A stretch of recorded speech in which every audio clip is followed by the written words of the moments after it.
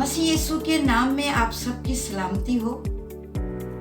मैं आप सबको एबिगेल प्रोग्राम में खुशामदीद कहती हूँ। मैं शुक्रगुजार हूँ बहन और बेटियों के लिए जिन्होंने हमारे इस प्रोग्राम को बहुत पसंद किया है। खुदा आपको बरकत दे। आज जिस शख्सियत की हम बात करेंगे वो है हन्ना, जिसका जिक्र कलाम मुकद्दस में पहला शमूएल पहले बाब में है।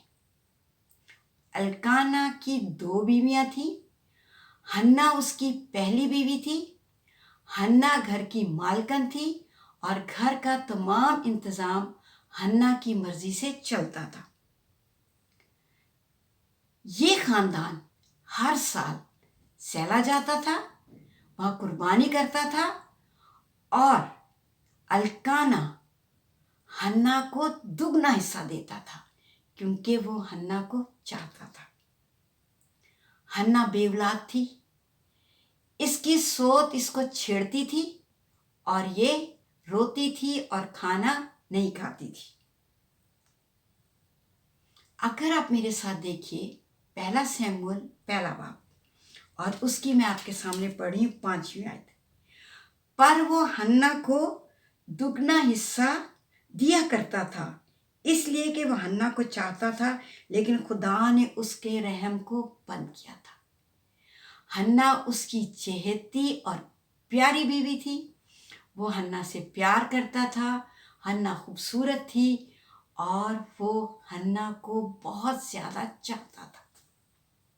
मगर 7वीं और 8वीं आयत में लिखा है कि उसकी सोत उसको छेड़ती थी।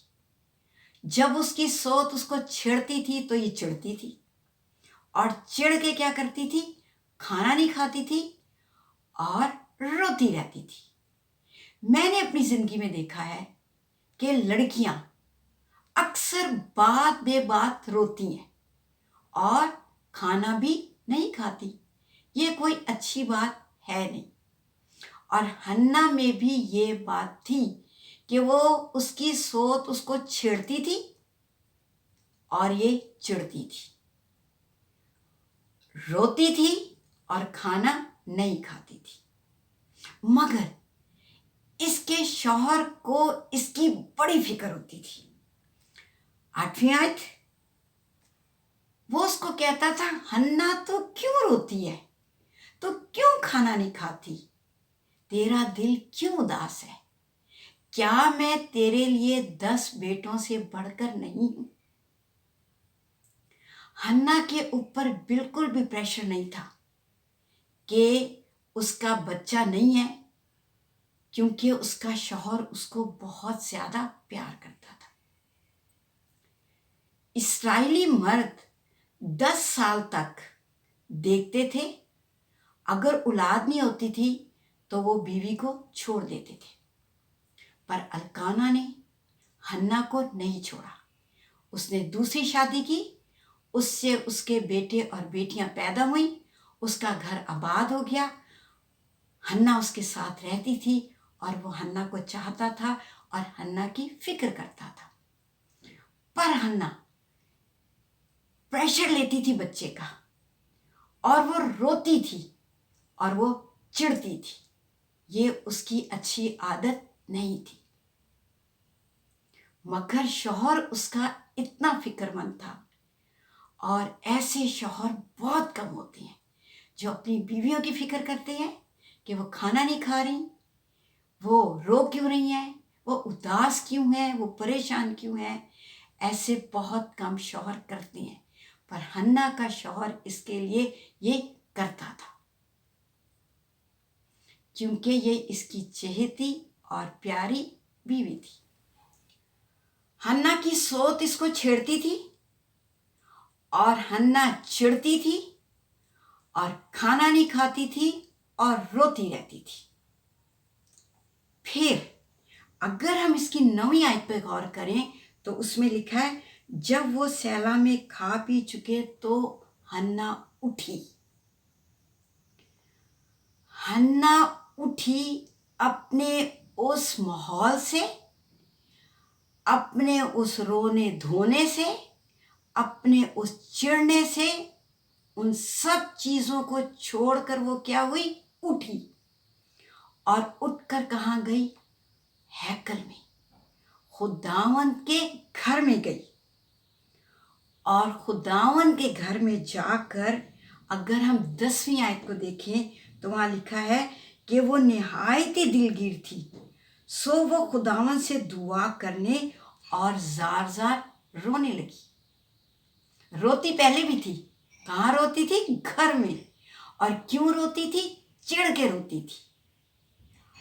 अब ये रो रही है खुदा की हजूरी में, अब ये रो रही है खुदा के घर में, अब ये रो रही है खुदा के पास और जार जार रोती है। उस रोने में और इस रोने में बहुत फर्क है। आपके ख्याल में हर साल ये खानदान आता था और कुर्बानी करता था, तो क्या हन्ना दुआ नहीं करती होगी? मेरा ख्याल वो दुआ करती होगी, मगर खुदा ने उसकी दुआ को नहीं सुना, क्योंकि खुदा हन्ना को एक स्टेज पे लाना चाहता था, एक मकाम पे लाना चाहता था, और फिर वो उसकी इस बात को, इस दुआ को सुनना चाहता था। बहुत दफ़ा मेरे और आपके साथ भी ये होता है। आपकी बहुत सारी दुआओं का जवाब अभी तक नहीं आया, आपकी बहुत सारी चाहतें और बहुत सारी ख्वाहिशों का जवाब अभी तक नहीं आया, क्योंकि खुदा एक मकाम पर लाना चाहता है। उस मकाम पर लाकर फिर वो दुआ को सुनता और उसका जवाब देता है। होता क्या है, जब हमारी दुआ नहीं सुनी जाती तो हम खुदा से क्या हो जाते हैं, नाराज हो जाते हैं। कई लोग दुआ करना छोड़ देते हैं और कई कहते हैं दुआ करने का तो कोई फायदा नहीं। आज हन्ना खुदा की हजूरी में रो रही है और क्या कहती है, वो कहती है, आए रब्बुल फाज, तू अपनी लौंडी की मुसीबत पर नजर कर और मुझे याद फरमा। खुदा को कहती है, खुदा तू मुझे याद फरमा। क्या खुदा हन्ना को भूला हुआ था? नहीं, हन्ना उसको याद थी, पर हन्ना को एक खास मकाम पर खुदा लाना चाहता था, ताकि उस मकाम पर आकर खुदा उसकी दुआ को सुने और उसका जवाब दे। और फिर कहती है, अपनी लौंडी को फरजंदे नरीना बख्श, मैं उसे जिंदगी भर के लिए तुझे दे दूंगी। फिर कहती है, उसे तेरी नज़र कर दूंगी, उसके सर पर उस्तरा नहीं फेरूंगी, क्योंकि जो नज़ीर होते थे उनके सर पर उस्तरा नहीं फेरा जाता था।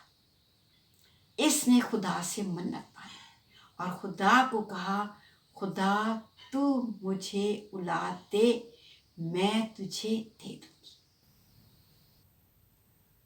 जब हन्ना उस मकाम पर आ गई और खुदा से कहती है कि मुझे याद कर और मुझे बेटा दे, हन्ना ने खुदा की मर्जी को अव्वल दर्जा दिया, क्योंकि जिस वक्त हन्ना ने ये बात खुदा से कही उस वक्त एली काहिन था और उसके लड़के खुदा की मर्जी पर नहीं चलते थे। अगर आप मेरे साथ देखिए 2 बाब और उसकी 17वीं आयत, सो उन जवानों का गुनाह खुदा के हुजूर बहुत बड़ा था, क्योंकि लोग खुदा की कुर्बानी से घिन खाने लगे थे। उस वक्त लोग कुर्बानी चढ़ाने से घिन खाते थे, यानी उनको नफरत आती थी। और फिर 3 बाब की 1 आयत लिखा है, उन दिनों में खुदा का कलाम गिरा कदर था और कोई रोया बरबला नहीं होती थी। किसी के पास रोया ही नहीं आती थी। कोई ऐसा शख्स था ही नहीं जिसको खुदा रोया दे और अपनी कौम के बारे में उससे बातें करे और खुदा बड़े काम करे। ऐसे वक्त में जब खुदा को एक ऐसे शख्स की जरूरत थी जिससे वो बात कर सकता, जिससे वो अपनी कौम के बारे में कुछ ना कुछ कह सकता, ऐसे में हन्ना उस मकाम पर आई, उस स्टेज पर आई और इसने खुदा से कहा कि तू मुझे याद कर, मुझे बेटा दे, वो मैं तुझे दे दूंगी। और फिर ये अपने घर जाती है। पहले बाब की 18वीं आयत। तब वो औरत चली गई और खाना खाया और फिर उसका चेहरा उदास नहीं हुआ। हन्ना बदल गई। हन्ना ने खुद से कोशिश की, उठा, वो खुद से उठी अपने हालात को और अपनी जिंदगी को बदलने के लिए। और कहाँ जाकर बैठी? खुदा की हजूरी में। क्योंकि हमारी मुरादें, हमारी ख्वाहिशें सिर्फ खुदा ही पूरी कर सकता है। जब हम खुद अपनी जिंदगी को बदलें, हमें बदलना है। मेरी बहन, मेरी बेटी, अगर आपकी जिंदगी में भी कोई ऐसी बात है जो आपको दुख देती है, जिससे आप रोती हैं, जिससे आपको तकलीफ होती है, उसके लिए आपको खुद बदलना है। हन्ना खुद उठी, खुदा की हजूरी में दुआ की, खुदा से कहा मुझे याद कर, और फिर वो हन्ना बदल गई। घर जाती है, जो खाना नहीं खाती थी खाना खाने लग गई। जो रोती रहती थी खुदा की हजूरी में रोना शुरू कर दिया, और फिर उसका चेहरा उदास नहीं हुआ। खुदा की हजूरी में बैठने से, खुदा के साथ वक्त गुजारने से उसके अंदर खुशी आ गई, उसके अंदर सुकून आ गया, उसके अंदर तसल्ली आ गई, उसके अंदर शादमानी आ गई। फिर इसका चेहरा उदास नहीं हुआ। और फिर जब ये अपने घर जाती है, इसने खुदा को कहा था मुझे याद करना, खुदा इसको याद करता है। 19वीं आयत के आखिरी हिस्से में लिखा है, और खुदावन ने उसे याद किया और उसको एक बेटा बख्शा, और उसने उसका नाम शमूएल रखा, क्योंकि वो कहने लगी कि मैंने इसे खुदा से मांगा। खुदा ने उसको याद किया और उसे औलाद की बरकत दी। खुदावन ने हन्ना को याद किया और वो हामला हुई और उसे एक बेटा दिया। उसने उसका नाम शमूएल रखा, क्योंकि वो कहने लगी कि मैंने इसे खुदावन से मांगकर पाया है। हर साल ये खानदान कुर्बानी करने के लिए चाहता था। इस साल हन्ना उनके साथ नहीं गई। 22वीं आयत। लेकिन हन्ना न गई, क्योंकि उसने अपने खामन से कहा जब तक लड़के का दूध छुड़ाया ना जाए मैं यहीं रहूंगी, तब उसे लेकर जाऊंगी ताकि वह खुदावंद के सामने हाजिर हो और हमेशा वहीं रहे।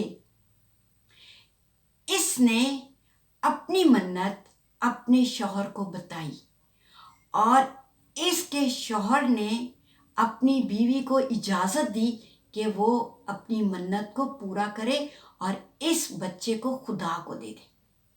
शरीयत के मुताबिक अगर औरत मन्नत मानती थी और उसका शौहर उसको मना कर दे तो वह अपनी मन्नत से छूट जाती थी, मगर इसके शौहर ने मना नहीं किया।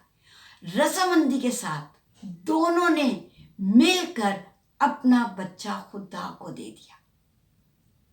मेरी बहनों, मेरी बेटियों, आप जब भी कोई मन्नत मानती हैं या कोई काम करना चाहती हैं, चाहे वो घर का काम हो, रूहानी हो या जिस्मानी हो, अपने शौहर के मशवरे से, उसकी सलाह से हमेशा काम करना चाहिए, ताकि दोनों मिलकर काम करें और खुदा आपको बरकत दे और उस काम से आपको भी फायदा हो, खुदावंद को भी जलाल मिले और लोग भी बरकत पाए।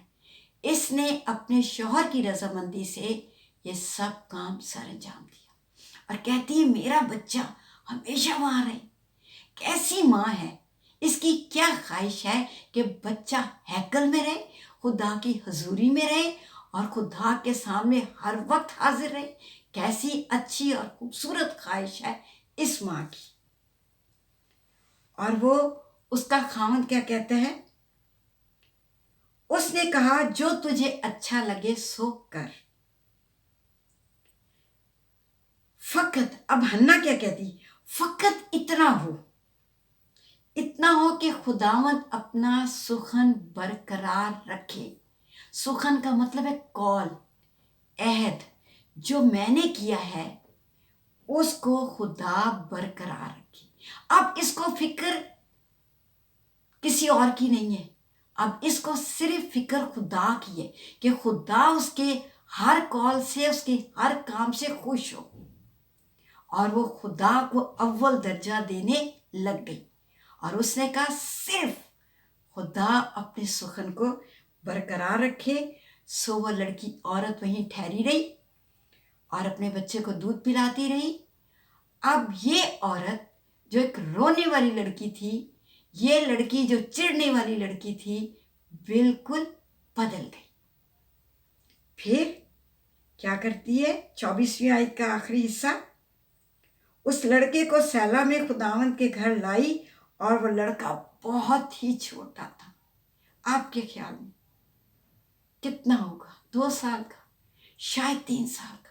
इतना छोटा बच्चा, इतनी मन्नतों और मुरादों से मांगा, इतने सालों बाद उसको मिला और किसको दे दिया? खुदा को दे दिया। और खुदा की हजूरी में उसको लेके आती है। लड़का बहुत छोटा था। कितना मुश्किल था बच्चे को छोड़ना, लेकिन चाहत देखो, उसकी खुशी देखो कि ये हमेशा खुदावंद की हजूरी में रहे। क्या आपकी ख्वाहिश है कि आपका बच्चा हमेशा खुदा की हजूरी में रहे? और फिर ये बच्चा भी कैसा बच्चा निकला, जिसके लिए कलाम मुकद्दस में लिखा है कि सैमुअल में खुदा की किसी बात को मट्टी में मिलने ना दिया। कैसा अच्छा बच्चा है जो कि हन्ना ने पैदा किया।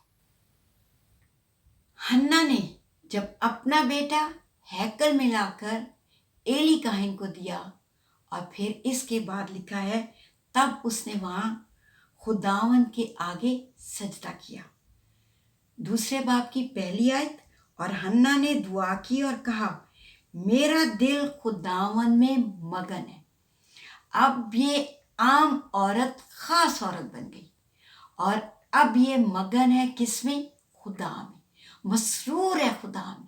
इसका दिल खुश है, इसका दिल शादमान है। और आगे कहती है मेरा सींग। सींग किसी भी जानवर की ताकत की निशानी है और सींग सबको नजर आता है। अब ये भी एक ताकतवर और सुरावर औरत बन गई। किसके? आगे कहती है खुदावंद के तुफैल।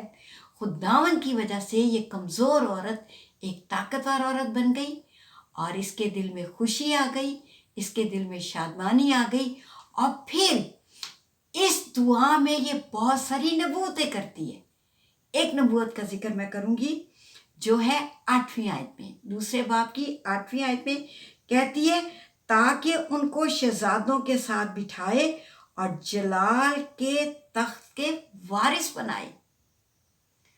और वो नबूवत करती है दाऊद बादशाह के लिए, जिसको सैमुअल ने ही मसा करके इस्राएल का बादशाह बनाया था।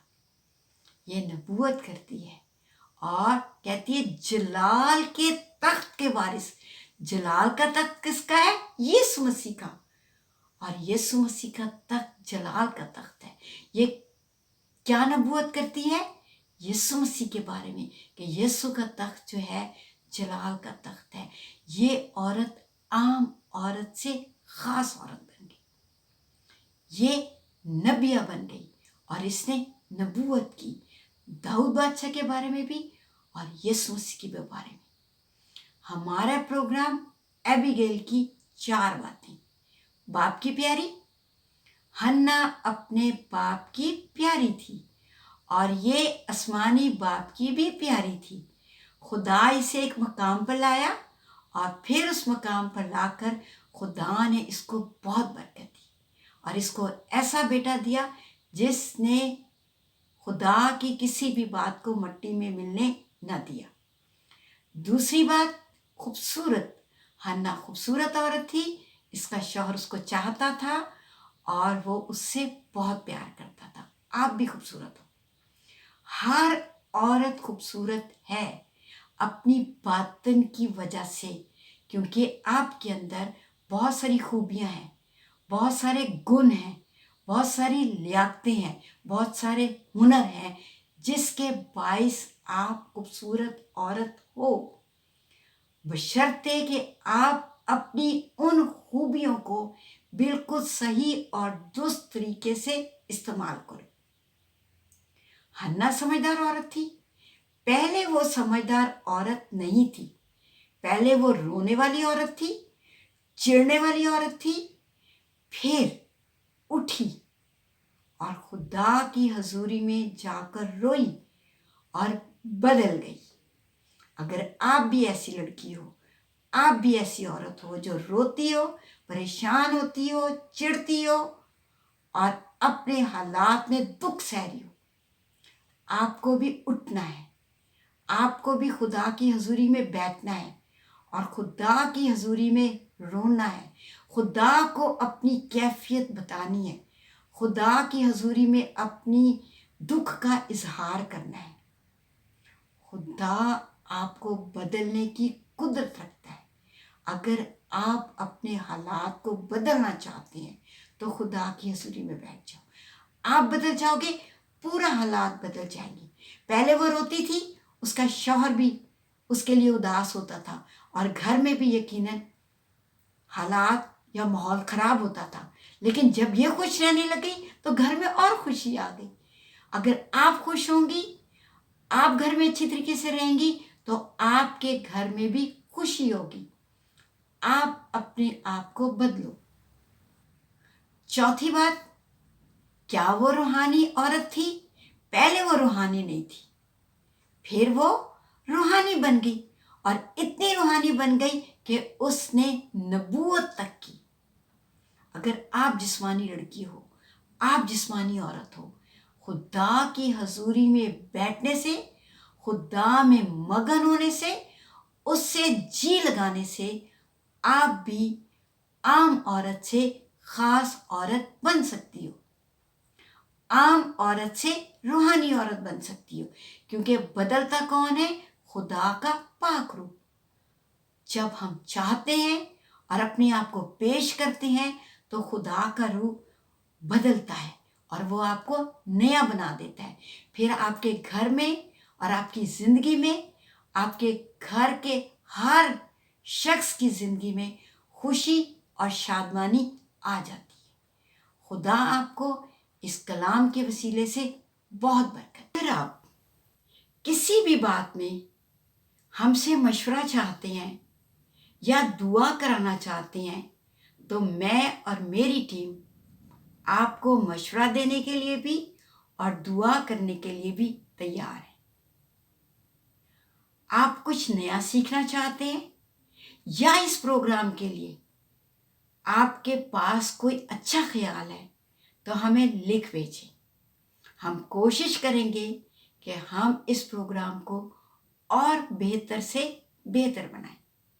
खुदा आपको बहुत बरकत